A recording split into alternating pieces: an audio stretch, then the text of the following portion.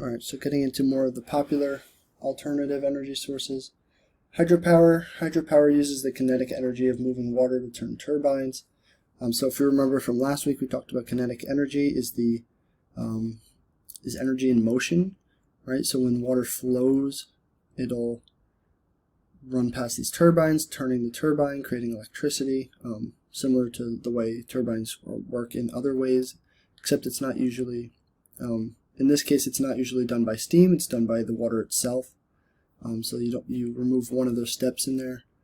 But it can be used in two ways. Either they create a dam that goes across the water, and then the water has to flow through it, and it's released in a controlled manner. So when they feel like they have enough water, they'll release some, and when they do that, they can generate electricity. So it gives them more control. Or they can do it over natural water flow and just allow the water, when it's rushing quickly, to generate more electricity, and when it's flowing slowly, to generate less. So that's a little bit less consistent, where the controlled is obviously more consistent. Advantages to hydropower: no pollution released at all. Does not cost much since it uses natural water, and water flows naturally in a direction. So it doesn't cost anything there, and dams are already built to control flooding and to create reservoirs. So dams are typically already there. You just have to kind of modify them to help generate electricity. Some disadvantages are that it changes ecosystems. So obviously your ecosystem isn't going to run the same way when you stop the flow of water naturally. It can damage landscapes, causing erosion and landslides. Again, due to that lack of water, it's going to change the ecosystem and plant growth in certain areas, which can lead to erosion and landslides. And it can also prevent sediment from traveling downstream. So if you remember back to when we talked about agriculture, right, and how the sediment gets picked up and moved, and that flows nutrients down to a certain area, right, you're now preventing that because you're stopping the flow of water. So it does have some disadvantages. However, the advantages might be better depending on the area. So it's an option moving forward. Tidal energy is super interesting. Usually engineers build a dam across a bay or river. So it has to be located more towards an ocean where there are natural tides. But as the tide moves in and out of the bay, based on the moon and the strength of the pull, right, it has a natural moving in and out of a certain area. When it does that, it passes through the dam, turning the turbines to generate electricity. So as it naturally moves in and out based on the moon's strength, right, it's going to generate electricity that way. So the best location is in narrow bays where you can build a dam across it, right? However, you have the same problem that anytime you build a dam, you're changing the ecology of an area. So you're going to be affecting the different plant and animal species that live in that area. Solar energy, this one is becoming more and more popular today. This is where you use sunlight as a source of energy.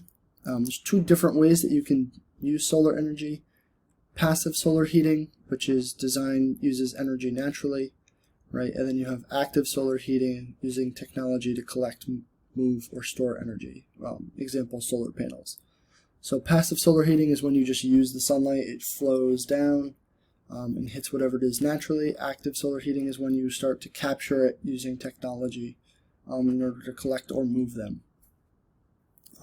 So active solar heating is going to use photovoltaic cells, or they call them PV cells, to create an electric current.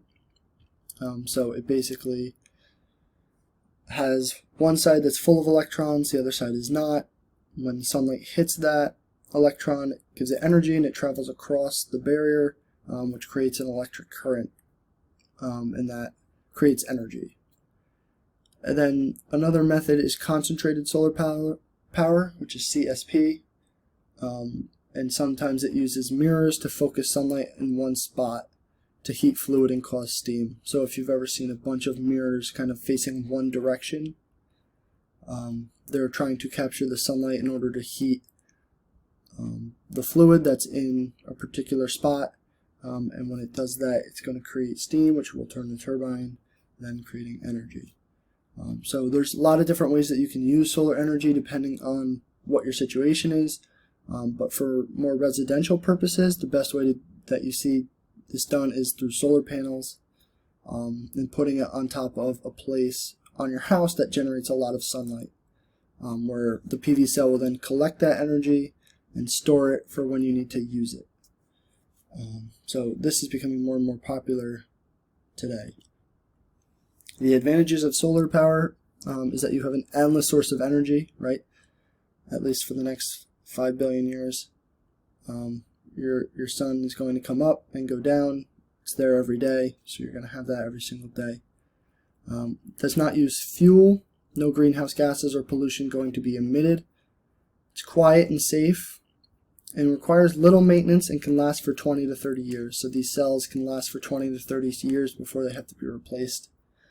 So that gives you a good amount of time being able to use these things without having to replace them. Disadvantage, some areas of the world do not have as much sunlight, or not as consistent sunlight. Some areas of the world have 12 hours of daylight and then 12 hours of darkness, so in that time not as consistent, but still have sunlight. Obviously the northeast does not have as much sunlight as the southeast, right? States such as Maine, New Hampshire, New Jersey do not have as much sunlight as Georgia and Florida. Maybe by only a couple hours, but a couple hours per day adds up over time. And right now it can be expensive. Obviously the more people who invest in it, over time it'll lower the cost, so eventually it could be an option. Right now there are some disadvantages to it. Wind energy is a form of solar energy. Sun heats the atmosphere unequally and causes the wind to blow. So because of that unequal heating, you start to get wind. The wind turbine will take kinetic energy of the wind and convert it into electrical energy. So same kind of idea, right? The wind blows, turns the turbine, which then creates electricity through a generator. So I don't know if you've ever seen these out in nature, but sometimes as you're driving through, you can see wind farms that kind of look like this. They have a lot of windmills set up in a particular area, right? This would be super advantageous in an area that collects a lot of wind, right? So maybe being high in elevation or being near the ocean where there's a constant breeze, right? These places are places that create a lot of wind, so super beneficial in those types of areas. So once again, does not cause pollution. Under best conditions, it's highly efficient. So if you are in a super windy area, right, this is going to create a lot of energy. So it's highly efficient every time that turbine is spun. So they're expensive to build originally, all right, but cheap to run. So we talked a little bit about how investments are going to have to be done anyway. So paying that cost up front, cheaper to run eventually, and will eventually hopefully boost economies, which will generate more money. Disadvantages, you have no control over when the wind blows, right? You can't control the weather. They clutter landscape, and some people say they are too noisy when they're being turned, and they cause damage to ecosystems. Sometimes birds and bats fly in at an inopportune time and get hit by the turbine. So not the best for the ecosystem for any aerial organisms. And our last energy source is hydrogen energy. Hydrogen energy is heating of H2 gas, right, to generate electricity. Hydrogen fuel has been used since the 1960s in space flight. It's used in rockets and those types of things, so used in space travel mostly. It can be created through the breakdown of water and through the breakdown of methane. So I have the breakdown of water here, right? H2O being broken down into hydrogen and oxygen.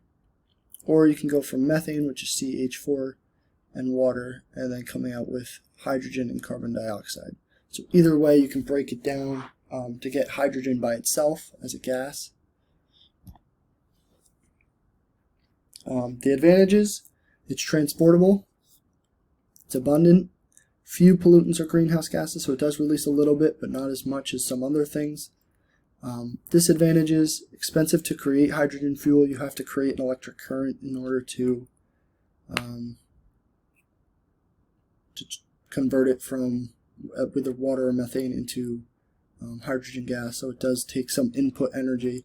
And to work in vehicles, it would have to be compressed majorly, so we can't use it for cars at this point, as we would have to compress it. And this is kind of what they use. They use fuel cells in order to generate this hydrogen. So you put the hydrogen fuel in on this side, right?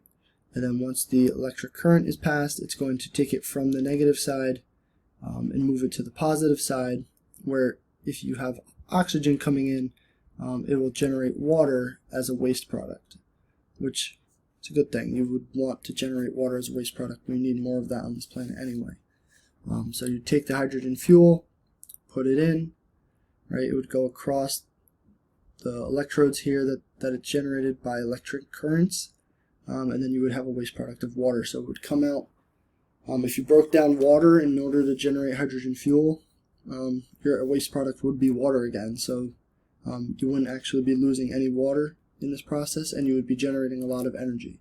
Hydrogen fuel can generate a lot of energy, obviously, if it's used in space travel. All right, so that's another method that they're kind of testing. The only problem is that it's tough to do, right? Nuclear fusion, tough to do. Breaking down those hydrogen in order to separate it. So at this point, we don't really have the technology in order to do this efficiently. So we're still working on this one as well. All right, so that's our alternative energy for now. Make sure you fill out your worksheet so you can use it later.